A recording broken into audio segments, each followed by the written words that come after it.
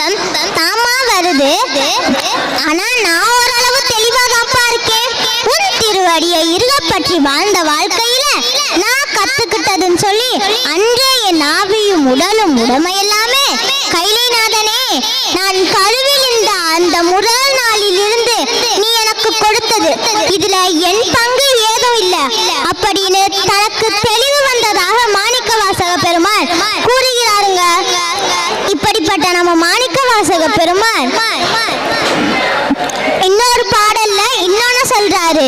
திருமகளை தன் மார்பில் தாங்கிய செல்வனான திருமாலும் கலைமகளை தன் நாவில் வைத்துள்ள பரமஞானியான பிரம்மாவும் செல்வமும் அறிவும் இரண்டும் அவர்களிடத்தில் நிறைந்திருக்க இந்த பூலோகத்தில் அதுதானே கிடைக்கிறது. செல்வமும் அறிவும் இவர்களிடத்தில் இயல்பாகவே இருக்கிறது. ஆனால் அவர்கள் இந்த பூலோகத்தில் வந்து பிறக்க ஆசைப்படுகிறார்களாம்.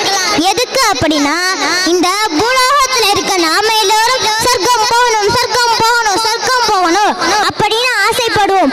ஆனா அங்கிருக்கும் பிரம்மா விஷ்ணு இந்திரன் இவங்க எல்லோரும் இங்க வந்து பிறக்க ஆசைப்படுறாங்களாம்.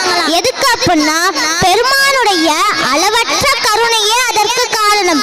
அந்த கருணையை சற்றும் குறையாமல் அவர்கள் பெற்றுக்கொள்ள விண்ணுலகில் போராடுகிறார்கள், முடியவில்லை.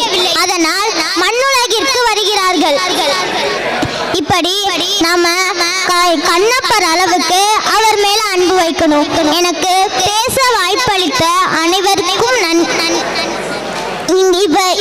அனைத்து குருமார்களுக்கும் எம்பெருமானுக்கும் எமது கைலை அறக்கட்டளையின் ஞான குருவான கைலே ஐயா அவர்களுக்கும் 2000வது முற்றோதலை நடத்தி கொண்டிருக்கும் அம்மாச்சி மற்றும் அவர்கள் அங்கத்தினர்களுக்கும் என அனைவருக்கும் நன்றி கூறி விடைபெறுவது புதுக்கோட்டை மாவட்டம் ஆலங்குடி தாலுகா வேங்கிடகுளம் கிராமத்தில் வசிக்கும்